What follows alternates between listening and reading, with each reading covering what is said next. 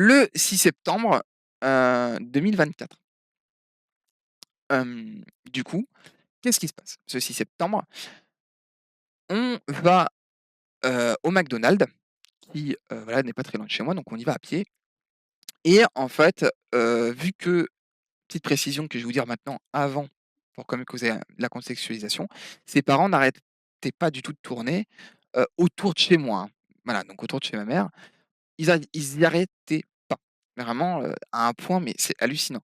On les voyait planqués, avec leur voiture, en bas et tout, et ils restaient, on pense vraiment des heures et des heures et il y a des moments, il faisait des tours avec sa voiture pour vérifier si on n'était peut-être pas dans le McDonald's, si nanana, si on mangeait pas dedans. Pourquoi? Pour venir confronter leur fille. Donc à ce moment-là, on va au McDo. Il est quand même assez tard, je crois qu'il est 19 heures. Il y a, on voit en fait donc quand on ressort du McDo, on avait notre McDo, hop, on ressort, on voit quoi? La voiture de son padré. Heu, voilà et donc derrière, ils viennent, ils nous laissent passer. Eux, ils étaient sans doute choqués dans la voiture. Après, ils commencent à venir. Sa mère, elle sort du véhicule parce qu'il y avait sa mère dans la voiture. Elle sort, elle commence à parler à sa fille derrière, avec: «Ah mais gna gna gna gna, mais Solène, je comprends pas pourquoi nin nin, pourquoi tu nous fais ça? Pourquoi tu nous punis ainsi? Nin nin». Toujours les mêmes phrases, hein, c'est toujours les mêmes boucles, je vous dirais. À un moment, je me dis: «Je vais enregistrer». Ah là là, c'est un truc de fou là. C'est pas votre possession, tous les trois. Ah bon? On est que votre père et on le sera tous. Mais ça, je le sais. Et vous ne serez pas tous, ça c'est sûr. Ah, mais ça pourrait être un jour ma belle-fille. Désolée, je ne sais pas. Non? Je peux la venir me dire. On verra bien. Il menace là, il menace depuis tout à l'heure. Tu vois? Tu vois? Il menace. Mais peut-être. Il menace en plus. Tu vois, il menace. Ça veut dire que tu seras jamais marié avec Solène. C'est ce qu'il a fait comprendre, Max. Bah oui. Je suis quand même son père mais elle est majeure. Vous savez pas, elle est majeure. Est-ce que vous ne comprenez pas dans la majorité de ces jeunes filles? Est-ce que vous ne comprenez pas avec un handicap vulnérable? Un handicap vulnérable. Attention, c'est vulnérable. C'est vulnérable. Ils sont en train d'y jouer sur ta vulnérabilité. Là, ils sont en train d'y jouer là. Ah bah oui, la MDPH. Mais oui, j'ai un dossier médical. Mais oui, moi aussi j'ai un dossier médical comme ça sur mon fils. Vous inquiétez pas, il n'y a pas que Solène. Et Solène, elle a tout vu, je lui ai fait montrer. Pas vrai, Solène? Oui. Je lui cache rien, Solène, moi. Je ne lui lâche rien. En tout cas, vous lui cachez les parents. Ah non, Solène répond là. Est-ce que Solène, est-ce qu'on t'a forcé? Est-ce qu'on te force? Qui décide?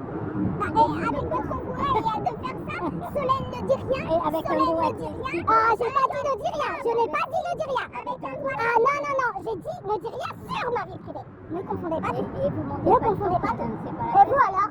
Qu'est-ce que vous faites? Je menaçais. Il vous menace alors? Vous faites quoi? Solène répond. Réponds parce que là tu vois, il nous menace et il va faire croire que c'est nous les méchants. Hein. Non, mais depuis tout à l'heure, il menace. Ils font ça. Si vous saviez, tu vois, si vous saviez. Avec de la culpabilité. Ah non, on peut pas tout le temps dire oui, Barthélémy, vacances, Barthélémy. C'est un truc de fou, on l'entend pas mal de fois ça. Mais pourquoi c'est un truc de fou?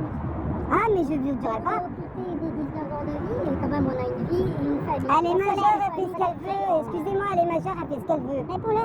Voilà, les parents, le but, c'est pas qu'ils vont venir emprisonner leur enfant pendant jusqu'à leur, je sais pas combien d'heures. On l'a jamais emprisonné. Parce que si on l'avait emprisonné, on l'aurait jamais tutelle avant. Et bien au contraire. Bah, c'est ce que vous êtes en train de faire là maintenant, actuellement. De l'emprisonner. Moi, je fais que ce que je constate. Moi, je dis tout ce que je constate. C'est pas moi qui. Ah, si, c'est vous. Ah, si, c'est vous. C'est qui fait la demande de tutelle, c'est vous. Ça peut pas se déclencher de même.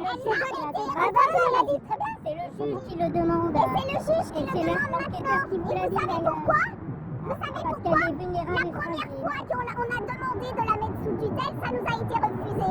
Et vous savez qui l'a mis sous tutelle? C'est l'inspecteur et le procureur.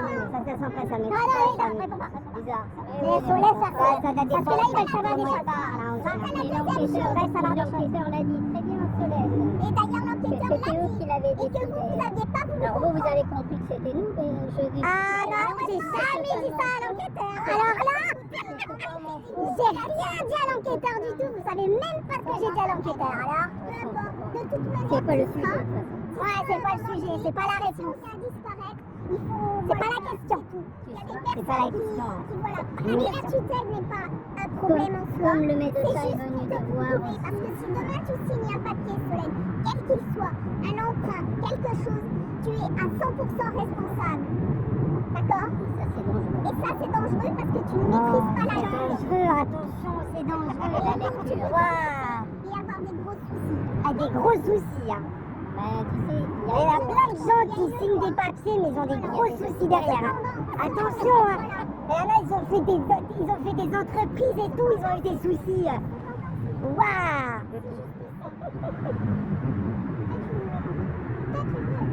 Tu veux quoi? Mais je vais pas attaquer, je l'ai invité à la maison. Voilà, on l'a invité à la maison. Solène, et je l'ai ramené chez toi deux fois. Je sais, pour te dire pourquoi je l'ai ramené chez lui. La même chose, mais moi je répète aussi la même chose. Et nous on n'a pas répété là. Et moi j'ai prouvé parce que j'ai des photos aussi qui prouvent que tu étais à la maison. Ah, dis-moi. D'accord? Que je t'ai invité. Bah oui, Solène, tu as ramené les photos. Et que je les ai ramenés aussi également à la maison. Ils ont donné, et c'était dangereux. Ils ont donné tout. C'est tout. Moi, je l'ai invité à la maison et tout. Vous avez coupé brutalement. Et c'est bien dommage parce que la maman était aussi invitée. Donc, on est tous concernés. Hein. Tout le monde était invité. Donc là, tu vois, on craque, on machin, on ceci. Non, on est juste inquiet. Moi, depuis 19 ans, je te l'avais pas vu ni entendu ta parole. Maintenant, je te vois. Là, j'ai pu t'embrasser, te serrer dans les bras. C'est tout ce que je demande. Et si tu pouvais donner de temps en temps des nouvelles.